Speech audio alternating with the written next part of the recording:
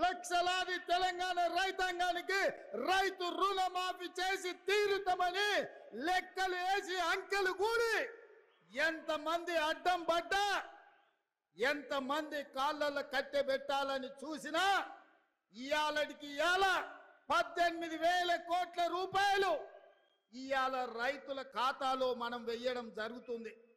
మిత్రులారా, జూలై 18న మొదలు పెడితే ఇయాల 15 ఆగస్టు, సరిగ్గా 27 రోజుల్లో 18,000 కోట్ల రూపాయలు రైతుల ఖాతాలోకి బదిలీ చేసిన ప్రభుత్వం పార్టీ ఏదైనా ఉందంటే ఈ దేశంలో అది కాంగ్రెస్ పార్టీ, తెలంగాణ ప్రభుత్వం అని నేను చెప్పదలుచుకున్నా.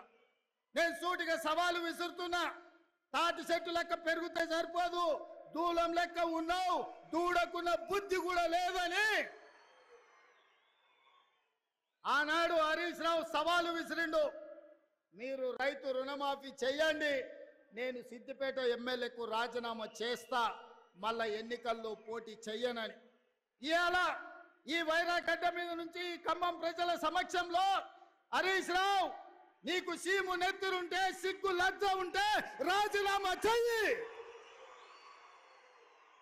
నువ్వు కూడా నీ మామలకనే సిగ్గు లేనోనివైతే ఏట్ల దుంకి సావు అని చెప్పి నేను ఈ సందర్భంగా చెప్పదలుచుకున్నా. ఆయననే నేనన్నా, హరీష్ రావు సిద్ధంగా ఉండు, సిద్దిపేటకు పట్టిన శని పీడ చీడ విరగడవుతుంది. 15 ఆగస్టు లోపల 2 లక్షల వరకు రుణమాఫీ చేసి తీరుతామని మాట ఇచ్చిన ఇవాళ 15 ఆగస్టు నాడు మళ్ళీ అదే ఖమ్మం గడ్డ మీద నుంచి ఇవాళ సవాలు విసురుతున్న హరీష్ రావు, నీలో చీము నెత్తురుంటే నీకు ఏమాత్రమైన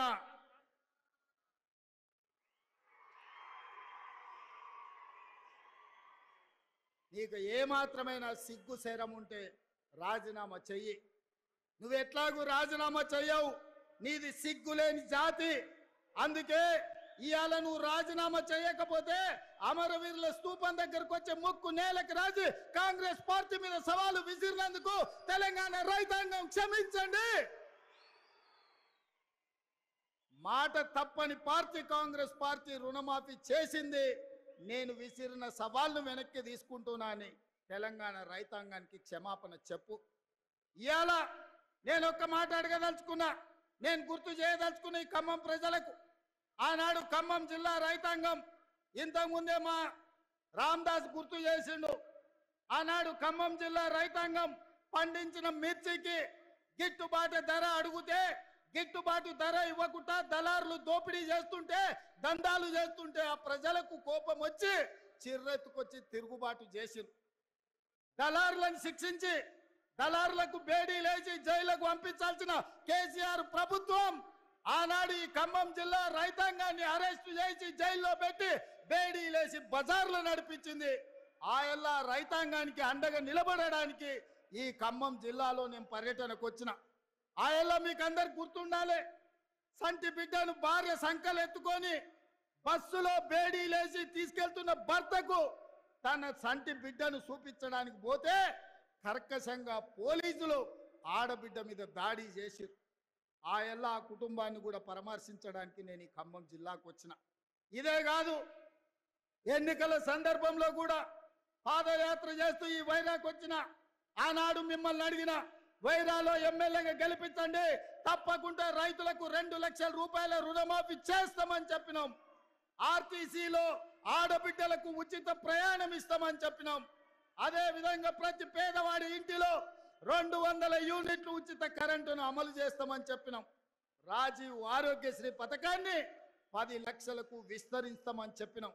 ఇదే కాదు, పేదవాడి ఆత్మ గౌరవమైన ఆనాడు డాక్టర్ వైఎస్ రాజశేఖర రెడ్డి గారు ఉన్నప్పుడు ప్రతి పేదవాడికి ఇందిరమ్మ ఇల్లు ఇచ్చి గ్రామాలలో, గూడాలలో, తండల్లో ప్రతి దళితుడు, గిరిజనుడు ఆత్మ గౌరవంతో బ్రతికే విధంగా ఆనాడు ఇందిరమ్మ ఇల్లు ఇస్తే డబుల్ బెడ్రూమ్ ఇల్లు ఇస్తా అని తెలంగాణ సమాజాన్ని, ముఖ్యంగా దళితులను, గిరిజనులను కేసీఆర్ మోసం చేసి, అందుకే పొంగులేటి శ్రీనివాసరెడ్డి గారి శాఖ, గృహ నిర్మాణ శాఖ నుంచి ప్రతి పేదవాడికి ఇల్లు ఇవ్వాలన్న లక్ష్యంతో ఈ సంవత్సరం ప్రతి నియోజకవర్గంలో 3500 ఇందిరమ్మ ఇండ్లు రాష్ట్రం మొత్తం 4,50,000 ఇండ్లను ఇవాళ పేదలకు మంజూరు చేసి ఇవాళ పేదలను ఆత్మగౌరవంతో బ్రతికించే విధంగా కార్యక్రమాలు తీసుకున్నాం.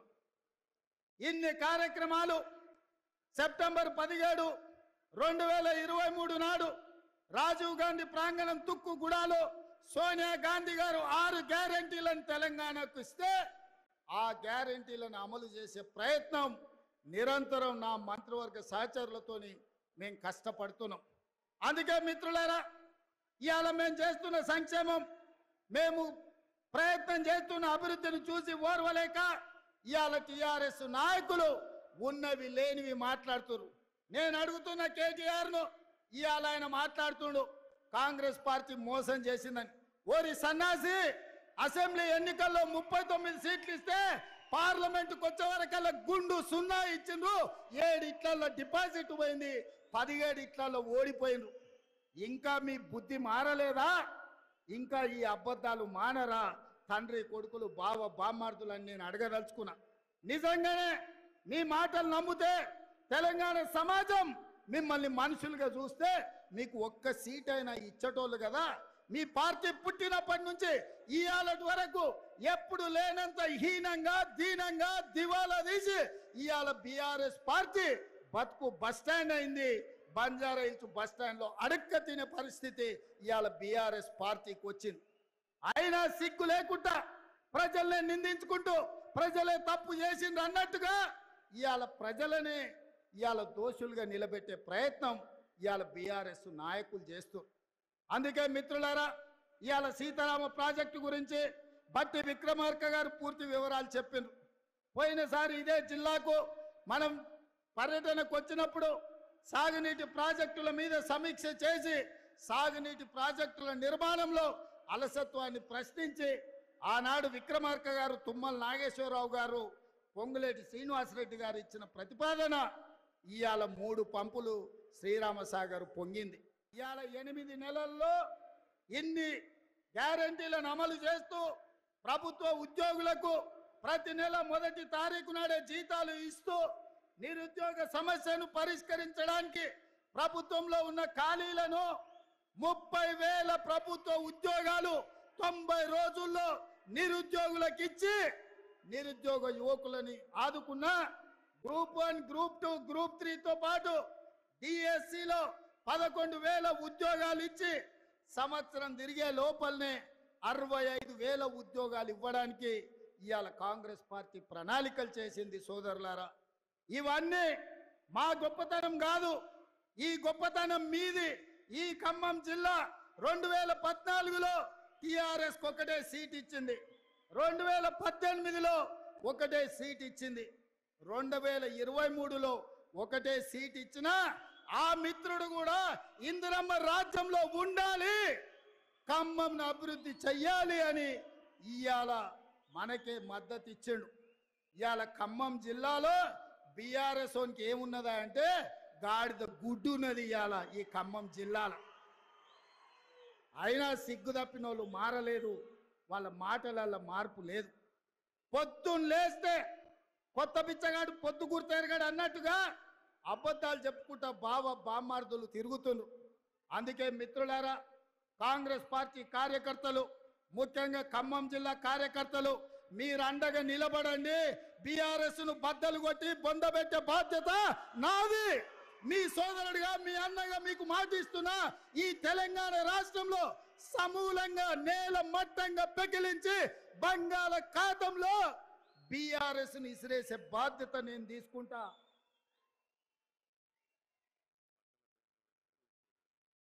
అదేవిధంగా పక్కన మా తుమ్మలన్న చెప్తుండే, ఆయన వ్యవసాయ శాఖ కదా, మనం పంటల బీమా చేస్తున్నాము, రైతు బీమా అమలు చేస్తున్నాము, ఎరువులను ఇప్పటికే రైతులకు అందుబాటులో పెట్టినాము, ఆ విషయాలు కూడా చెప్పమని చెప్పి తుమ్మలన్న గారు చెప్తున్నారు. మిత్రులారా, నేను ఒక్కటే మాట చెప్పదలుచుకున్నా, మీరు అండగా నిలబడితే బీఆర్ఎస్ను బద్దలు కొట్టేది కానీ బీజేపీని బొంద పెట్టేది కానీ పెద్ద సమస్య కాదు. ఈ తెలంగాణ రాష్ట్రంలో బీజేపీకి జగా లేదు. మన ఎన్నికల్లో ప్రజలు 8 సీట్లు ఇచ్చారు, బడ్జెట్లో బీజేపీ వాళ్ళు గాడిద గుడ్డి ఇచ్చిండ్రు మనకు. తెలంగాణ ప్రజలు 8 సీట్లు ఇస్తే నరేంద్ర మోడీ గారికి బీజేపీ వాళ్ళు తెలంగాణకు గాడిద గుడ్డి ఇచ్చిండ్రు. అందుకే ఈ తెలంగాణ అభివృద్ధి జరగాలన్నా, ఈ తెలంగాణలో ఎడారులుగా మారిన భూములు పసిడి పంటలతో పచ్చగా విలసిల్లాలి అంటే ఇందిరమ్మ రాజ్యం రావాలి. పాలమూరులో పాలమూరు రంగారెడ్డి ఎత్తిపోతల ప్రాజెక్టు పూర్తి కావాలి.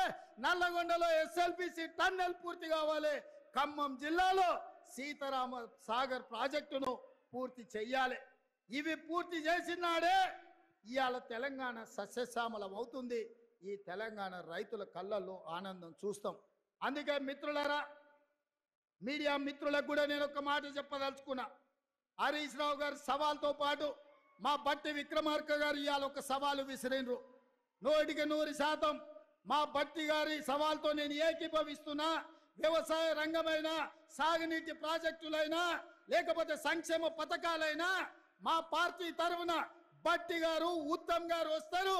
హరీష్, కేసీఆర్ ఎవడెవడు వస్తాడో, లేకపోతే బావా బామార్తులు బిల్లా రంగాలు వస్తారో, ఏ సెంటర్ అయినా, ఏ చౌరస్తైనా, అమరవీరుల స్తూపమైన మే సిద్ధం. మీకు సీము నెత్తురుంటే చర్చకు రండి. 10 ఏళ్ల మీ పాలన, 8 నెలల మా ఇందిరమ్మ పాలన మీద సత్య పెడదాం, సవాలు చేద్దాం. తెలంగాణ సమాజాన్ని న్యాయం చెప్పమని అడుగుదాం. ఒడ్డు పడుకున్నాం కదా అని, టీవీలు పేపర్లు ఉన్నాయి కదా అని నోటికొచ్చిన అబద్ధం చెప్పి ఈ అబద్ధాలన్నీ పేపర్లలో రాసి ప్రజల్ని మభ్యపెట్టాలనుకుంటున్నారా? ఇవాళ నిజంగానే హరీష్ రావు, నువ్వు చెప్పింది నిజమైతే, కాంగ్రెస్ పార్టీ పేదలకు అన్యాయం చేస్తే నువ్వే సవాలు విసిరినావు కదా, సిద్దిపేట రాజీనామా చేస్తా అని. రాజీనామా చెయ్యి. సిద్దిపేటలో నువ్వు ఎట్లా గెలుస్తావో నేను చూస్తా బిడ్డ. నువ్వు అనుకుంటున్నావేమో సాగుతుందని, దేనికైనా సాగుతుంది. వయసులో ఉంటే పంది కూడా అందంగానే కనిపిస్తుంది. అధికారం ఉంటే నీలాకటోళ్ళకు నీళ్ళు కూడా అట్లనే ఉంటుంది. ఇవాళ అధికారం పోయింది కదా, ఇప్పుడు తెలుస్తుంది నీకు నొప్పేందో, పేద ప్రజల కష్టాలేందో. అందుకే ఇవాళ తండ్రి ముఖం సాటేసిండు, ఫామ్ హౌస్లో వండుకున్నాడు. ఇవాళ ఆయన ఫామ్ హౌస్లో నుంచి బయటికి వస్తలేడు. బయటికి వచ్చినోడు వీడు అబద్ధాలు చెప్పుడు ఆపుతలేడు. అందుకే మిత్రులారా, అప్రమత్తంగా ఉండండి.